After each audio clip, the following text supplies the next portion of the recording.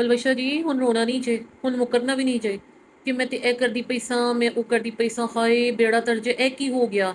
ਇਹ ਕੋ ਤੁਹਾਡੇ ਕਿਚਨ ਨੀਚੇ ਮੱਖੀ ਨਹੀਂ ਡਿੱਗ ਗਈ, ਨਾ ਕੋਈ ਚੀਜ਼ ਡਿੱਗਦੀ ਪਈ ਹੈ। ਇਹ ਤਾਂ ਤੁਸੀਂ ਆਪ ਸਿੱਧੇ ਸਿੱਧੇ ਜਾ ਕੇ ਟਿਕਟੋਕ ਲਾਈਵ ਦੇ ਵਿੱਚ ਡਿੱਗੇ ਹੋ। ਦੱਸੋ ਨਹੀਂ ਡਿੱਗੇ? ਜੇ ਤੁਸੀਂ ਕਹਿੰਦੇ ਹੋ ਨਹੀਂ ਹੈਗੇ ਤੇ ਫਿਰ ਪ੍ਰੂਫ ਕਰੋ। ਇਹ ਤਾਂ ਤੁਸੀਂ ਹੈਗੇ ਹੋ ਨਾ, ਜਿਹੜਾ ਤੁਸੀਂ ਆਪਣਾ ਇਹ 6 ਮਰਲੇ ਦਾ मूवी दिखाने डे हो। अब मुझे कोई ये ना कि मैं इनको बॉडी शेमिंग करा रही हूँ। This is not about body shaming.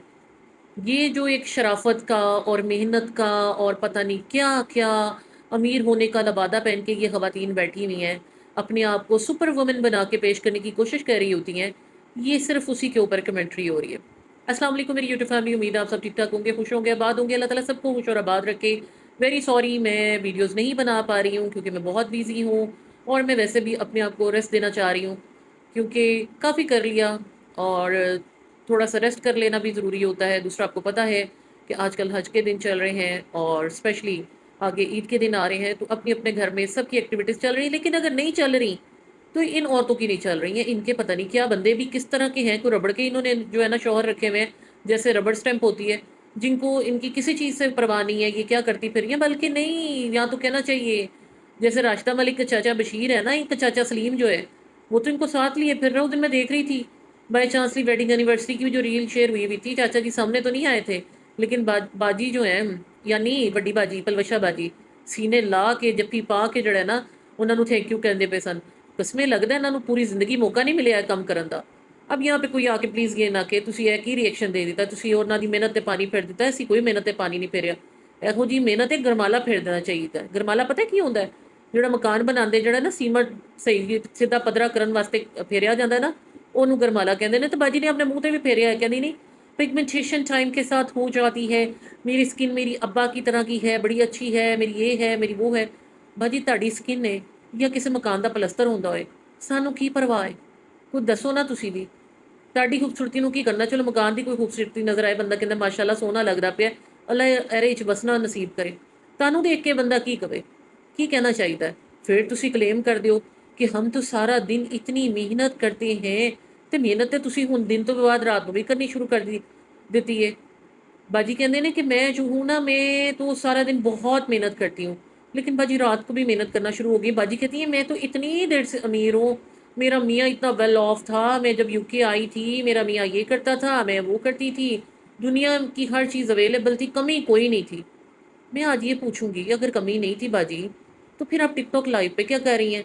Hina बेचारी तो चलो माड़ी होगी ना, उन्हें क्या मैं माड़ी है, मेरे को किराया नहीं है, मेरे को चीज़ा नहीं है, हूँ ओरे वास्ते भी सारिया चीज़ा जड़ियाँ आन ढियाँ ने 800 का 800 पाउंड का पाकिस्तानी पैसे ना समझना गरीबो, ए अमीर लोग जे ए पाउंड दियाँ चीज़ा लैके आते हैं।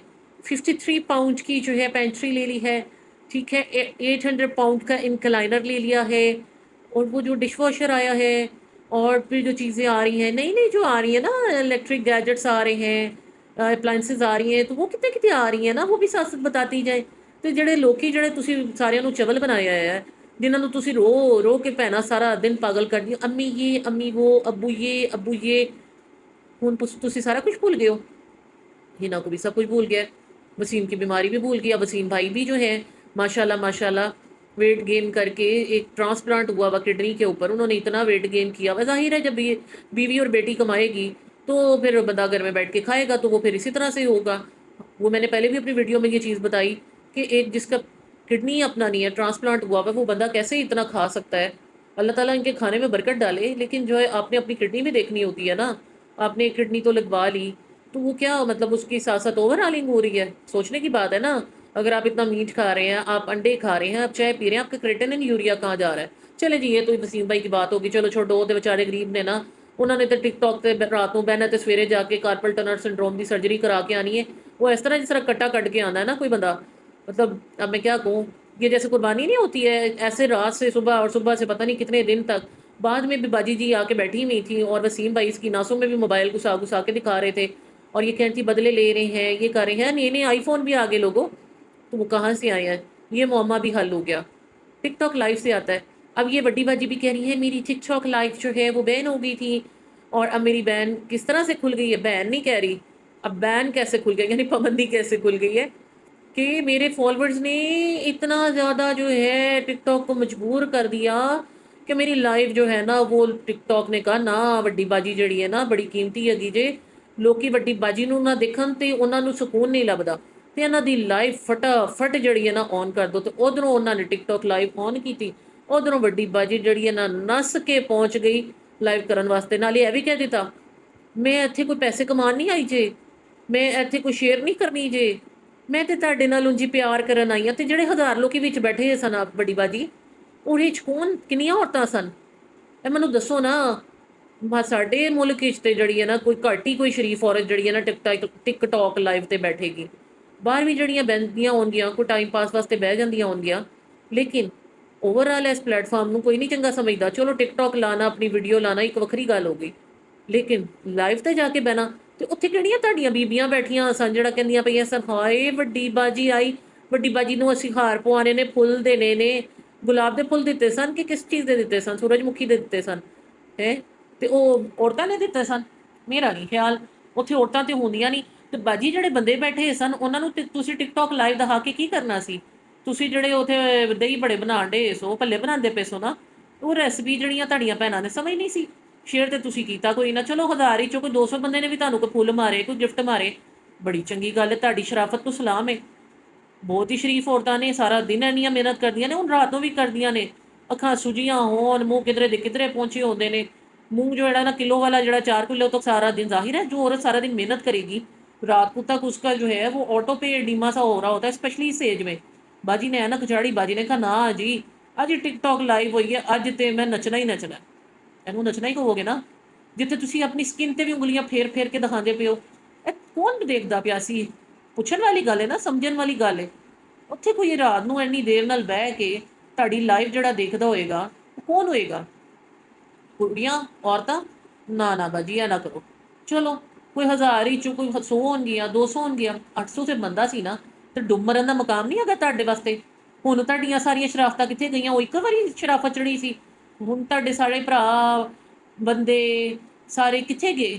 ਕੋਈ ਸ਼ਰਮ ਹਿਆ ਨਹੀਂ, ਕੋਈ ਗੱਲ ਨਹੀਂ, ਕੋਈ ਬਾਤ ਨਹੀਂ। ਤੁਹਾਨੂੰ ਇਸ ਵਾਸਤੇ ਇਹ ਗੱਲ ਕਹਿਣੀ ਪਈ ਆ ਕਿ ਤੁਸੀਂ ਤੇ ਬੜਾ ਪੋਰਟਰੇ ਕਰਦੇ ਹੋ ਨਾ, ਤੁਸੀਂ ਦੋਸਤਾਂ ਤੇ ਵੀ ਗੱਲਾਂ ਕਰਦੇ ਹੋ, ਤੁਹਾਨੂੰ ਤੇ ਆਨ ਵਸਾਈ ਬੰਦੇ ਦੀ ਵੀ ਪਈ ਹੁੰਦੀ ਹੈ, ਤੁਸੀਂ ਦੋस्तान का नाम ले लेके करते पे हो। तो वो कौन सा घर है ऐसा? अल्लाह माफ़ करे, आप लोग जैसे लोगों ने तो रिश्तों को भी जो है ना तमाशा बना के रख दिया। एक पाकिस्तानी ड्रामों में जो एक ड्रामे चल रहे हैं, मतलब ड्रामों में ड्रामे चल रहे हैं। बेनोई से साली महफूज नहीं, देवर से भाभी महफूज नहीं, अल्लाह माफ़ करे, पता नहीं क्या क्या गंद बोला जा रहा है। अब पलवशा बाजी भी जो है ना ये सबक पढ़ाने आ गई है। कोई खुदा का नाम ले, कोई अच्छी बात लोगों को बताएं।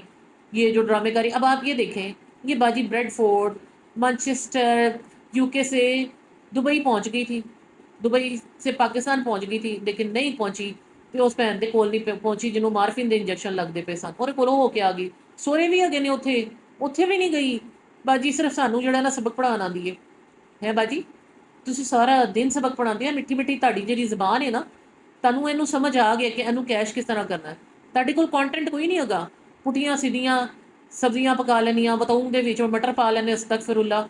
ਮਤਲਬ ਉਹ ਸਬਜ਼ੀਆਂ ਦੇ ਵਿੱਚ ਵੀ ਜਿਹੜਾ ਨਾ ਉਹ ਜਾ ਕੇ ਰੋਂਦੀਆਂ ਹੋਣਗੀਆਂ ਕਿ ਸਾਡਾ ਕੋਈ ਜੋੜ ਨਹੀਂ ਬਣਦਾ, ਸਾਨੂੰ ਕਿਤੇ ਪਾ ਛੱਡਿਆ।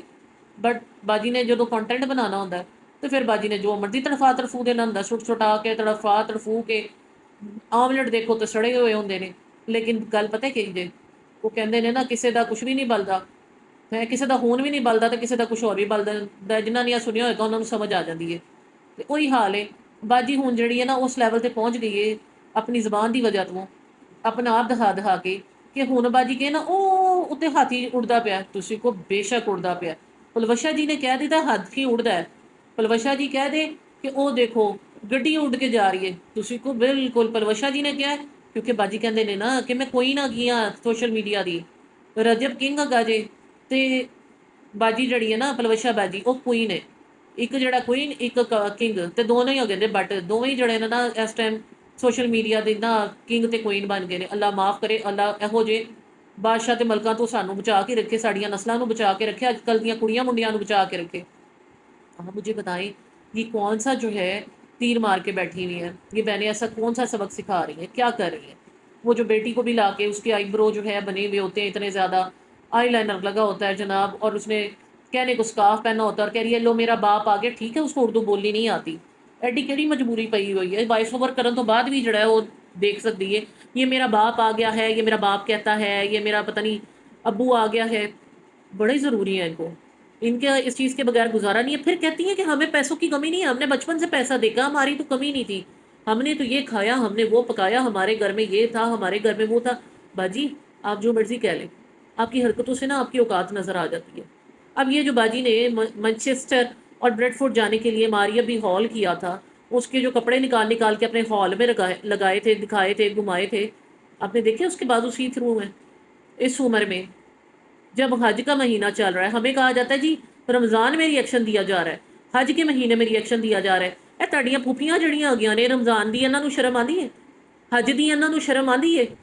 ਆਪਣਾ ਆਪ ਕੱਢ ਕੇ ਫਿਰਦੀਆਂ ਨੇ, ਇਹਨਾਂ ਨੂੰ ਕੋਈ ਸ਼ਰਮ ਨਹੀਂ ਆਉਂਦੀ। ਤੇ ਜਦੋਂ ਇਹਨਾਂ ਨੂੰ ਬੇਹਯਾਈ ਕਰਦੇ ਆ, ਬੇਸ਼ਰਮੀ ਕਰਦੇ ਆ, ਸ਼ਰਮ ਨਹੀਂ ਆਉਂਦੀ, ਤੇ ਸਾਨੂੰ ਇਹਨਾਂ ਤੇ ਗੱਲ ਕਰਦੇ ਆ ਸ਼ਰਮ ਆ ਜਾਏ, ਉਸ ਟਾਈਮ ਅਸੀਂ ਇਬਾਦਤ ਕਰਨ ਵਾਸਤੇ ਬੈਠ ਜਾਈਏ।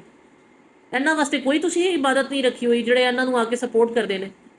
ਇਹ ਇਹਦੀ ਮਿਹਨਤ ਹੈਗੀ ਜੇ ਰਾਤ ਨੂੰ ਟਿਕਟੌਕ ਤੇ ਡਬਲ ਟੈਪ ਕਰਾਉਣ ਡੀਆਂ ਨੇ, ਫੜੇ ਮੂੰਹ ਜੀ ਇਹੋ ਜੀ ਮਿਹਨਤ ਤੇ। ਅੱਲਾ ਇਹੋ ਜੀ ਮਿਹਨਤ ਕਿਸੇ ਕੋਲੋਂ ਵੀ ਨਾ कराए। सारी बात ये है कि मुंह से कहना कुछ और, करना कुछ और, लोगों को इमोशनली ट्रैप करना, माँ बाप के नाम पे करना, बहन भाइयों के नाम पे करना। करतूत ये कि बहन के पास से होके आ गई, बहन कहीं नज़र नहीं आई, बहन के पास नहीं गई।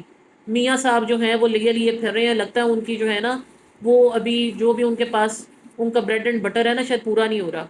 दूसरा शायद उनको भी जो है ना बीवी के साथ फिर फिर के, बीवी के बैग उठा उठा के, बीवी की ड्राइवरी करके, बीवी की कमाई को इंजॉय करना ज़्यादा अच्छा लग रहा है। अब इसमें अगर किसी को बुरा लगता है तो मैं कुछ कर नहीं सकती सिवाय माजरत के, और माजरत इसलिए कि अगर आपकी दिल आज़ारी हो रही है। बट बात यह है कि सच तो यही है, जो भी है आप माने या ना माने, दिस इज़ द रियलिटी। जो ये दिखा रही हैं, जो ये कर रही हैं, जो ये नेक प्रवीण बन बन के सामने आती हैं, कोई औरत जो इस तरह से आके अपने आप को सोशल मीडिया पर दिखाती है, let me tell you very clearly, कोई नेक प्रवीण नहीं है। वो जितनी मर्जी अपने आप को के, जब औरत आ गई कैमरे के सामने खड़ी होगी, मर्दों की आंखों का सुरमा बन गई, तो फिर कहाँ की शराफत और कहाँ की मेहनत। आपका इस बारे में क्या ख्याल है, ज़रूर बताइएगा। बहुत शुक्रिया। अल्लाह हाफिज़।